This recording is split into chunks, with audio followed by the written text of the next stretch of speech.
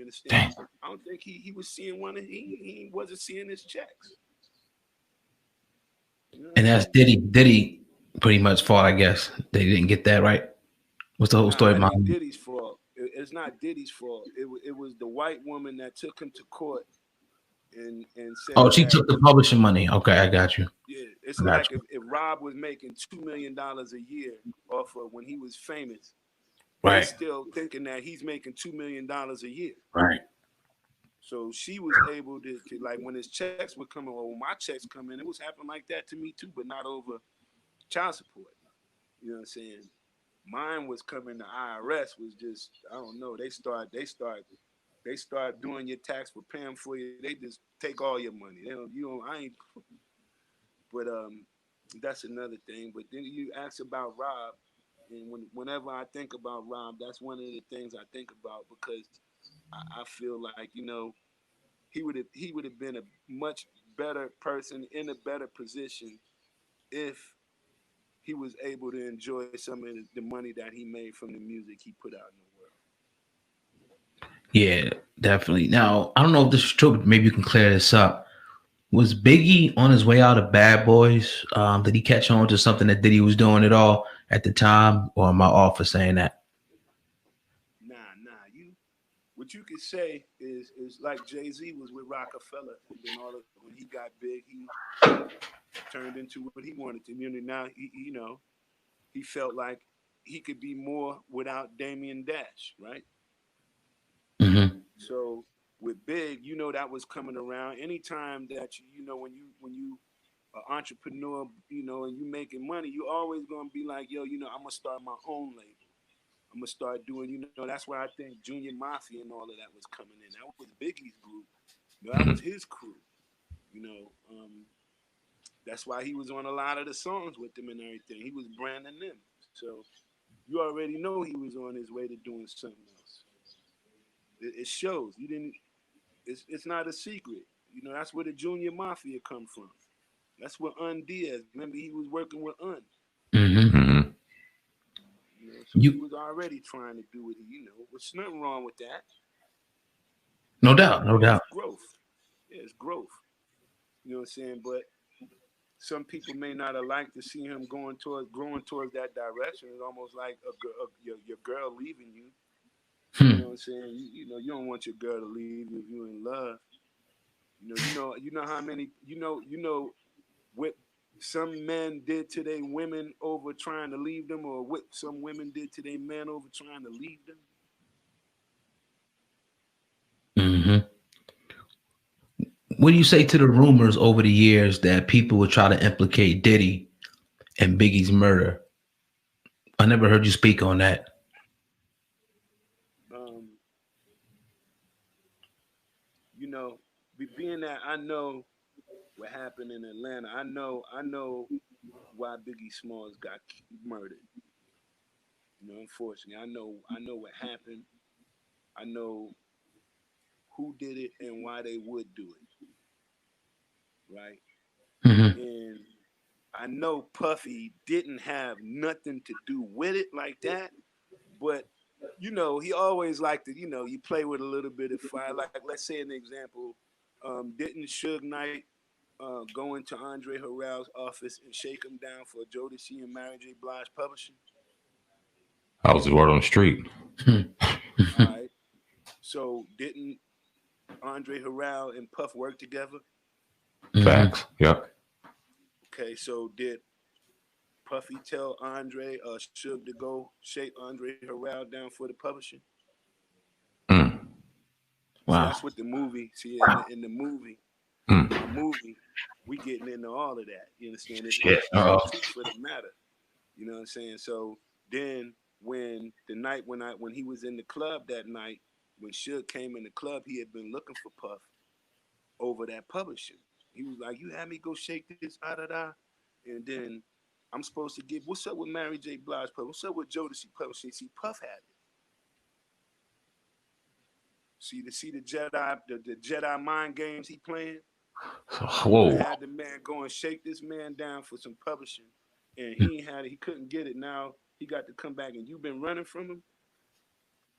This That's is one of the reasons why Suge Knight's friend got killed that night. is this When it, Suge was this? Knight's friend got killed, huh? I'm sorry. Keep going. My fault. Yeah, when Suge Knight's friend got killed, Biggie Small got murdered as retaliation. So Suge Knight and Diddy were in cahoots during the East Coast West Coast War. No, you don't remember seeing the pictures of Suge and Puff together? Like they wasn't always enemies. Right. Like when Suge was going around strong arming LaFace for their artists, he Yeah. was strong arming for Lisa. Remember he had TLC. He was dating Chili. He had Left Eye part of his group out there. She was part of Death Row or something like that. You understand? He was on Jodeci. Remember Jodeci was on Come Up to My Room. So he Yeah. had Jodeci. He was going for Mary J. Blige. He was strong arming all of the artists. That's why he was setting on that thing. For all your artists who don't want to be on the label with your CEO dancing all in your videos, come on over to Death Row. That's what he Mhm. said, right? Yeah. That's exactly what he was doing. And he was strong on them and out of their artists. I mean, he was doing all kind of stuff. Like what he did to Andre Harrell, I don't even think y'all know about Nah. it. Yeah, Definitely didn't know Diddy had anything to do with it. nah, but somebody had to let him know it's all right to go and shake that man down because he Yeah. and this was right around after Puff got fired. Mm. You understand? So he'll play innocent, make himself look all innocent, but behind it, I feel like he has more to do with it sometimes than what we may think or what we see. But it'll all come out one day. Now, Tupac was very vocal going in on Puff. What's your feeling on that? It's kind of like he went in on Biggie too, but he had some real choice words for Puff back in the day. He ain't like him like that. Man, I remember Pac when Tupac came to the club. When we had the club, and he upstairs in the office, and then he going through the Rolodex on the desk. He see Puff number, and right there, Puffy in the Rolodex. He was just like, "Oh, y'all fuck with him." He was like, "Yeah." And he just left. You know what I'm saying? And I knew Pac. Pac was more, he's a cool dude, but if you notice, he grew to be more angrier as he got more famous. Yeah. He wasn't as angry. So it was like, I always respected him, but I always felt like he was angry for no reason. You know what I mean? Like, you know, but that was Pac. And as far as, how he felt about Puff, yeah, I don't think he did like Puff. It was a time that East Coast, West Coast. The East Coast rappers didn't like West Coast rappers. West Coast rappers didn't like East Coast rappers. And Hmm. the only one that was really playing the West Coast from New York was like Wu-Tang Clan. They was on the West. You would think they from Los Angeles. But through that whole ordeal, they never got into anything like that. So that's like a sign, that it wasn't really about East and West. It was just about crews. But Puffy wanted to have Bad Boy. Suge wanted to have Death Row. You know, Jermaine Dupri wanted So Def. Every image that label that everybody was having was falling under the image of You still there, Mark? Might have got a phone call. Yeah. Mark Curry in the building today. Author with Dancing of the Devil. He'll be back in just 1 second. You still with us? Can hello. you? Okay, can you hear us good now? Yeah. I got dropped. My bad. It's all No good. Where were problem. we at though? You was talking At? about Tupac Puff. Yeah, Tupac. He's in the movie too.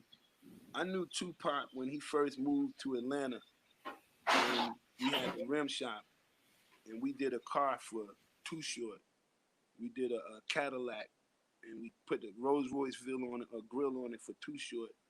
And after that, every nigga from Oakland was sending their cars down to get their cars done at the rim shop, and Tupac was one that sent the car down. And he sent the car to the shop. We didn't even see Tupac. We didn't even meet him. We knew he had his car. And then one day he came to Atlanta, and then when he came to see his car, he couldn't believe the car was his. And he used to come to the rim shop every day after that. You understand? Like, it's a lot of things. When he had this shootout with the police officers and all of that, he just left the rim shop. He went to New York and got shot at Quad. He just left the rim shop. We dropped him off at the rim shop when he went to New York. You know, he was sitting in the office with all his jewelry on and all of that. And then, like, maybe a couple of days later, you see a nigga in the club with Tupac's jewelry on. Mm-hmm. You know who that was, right?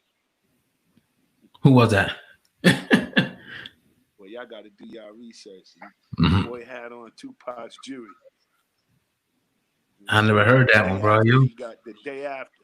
Remember, they took something from him at the choir, I think, either his ring or something. Or they took, I can't remember what piece of jewelry it was. I think it was his ring and a necklace. And you know how that was when somebody get robbed. Somebody want the necklace or whatever it is they took so they can wear it. Show you that they did it to you. Yeah, some fucked up shit. What's on that DVD that we don't know about that you could give us a little bit of insight on before that comes out? Not the DVD, the movie. Oh, y'all better know who Al Sharpton and Sylvia Rome really is. Al Sharpton, you said? Yeah, Al Sharpton. Oh, we know Al Sharpton. I know who he is. Who's that? What is he? He was an FBI informant. Yeah. You know what era that come in with?